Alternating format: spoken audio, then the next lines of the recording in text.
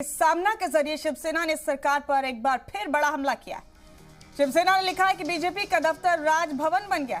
राउत की गिरफ्तारी को लेकर सवाल उठाए हैं शिवसेना ने और लिखा गया है कि गवर्नर के बयान से ध्यान भटकाने की ये साजिश है तमाम।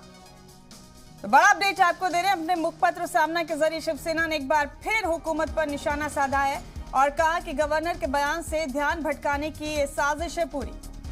साथ ही शिवसेना ने लिखा कि बीजेपी का दफ्तर राजभवन बन गया है। आपको बता दें कि शिवसेना ने राउत की गिरफ्तारी को लेकर सवाल उठाए हैं अपनी इस मैगजीन में और लिखा है कि गवर्नर के बयान से ध्यान भटकाने की साजिश है ये पूरी की पूरी।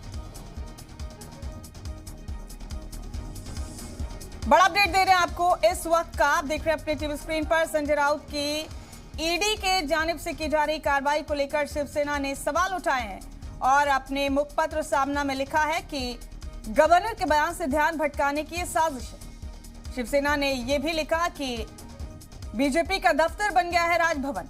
ये बड़ा अपडेट दे रहे हैं आपको इस वक्त का। मुंबई की सियासत के हवाले से अहम अपडेट है, अहम खबर इस वक्त की जो देख रहे हैं आप अपने टीवी स्क्रीन पर।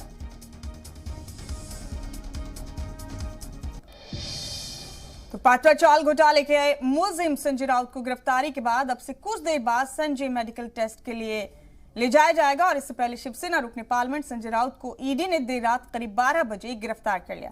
गिरफ्तारी से पहले संजय राउत से लंबी पूछताछ की गई। अब उन्हें आज मुंबई की पीएमएलए कोर्ट में पेश किया जाएगा जहां ईडी उन्हें हिरासत में लेने की मांग करेगी। 60 साल के राउत के खिलाफ इस कार्रवाई को पात्रा चाल घोटाले के मामले में किया जा रहा है। संजय राउत के भाई सुनील राउत ने इल्जाम लगाया कि गिरफ्तारी गलत तरीके से हुई है।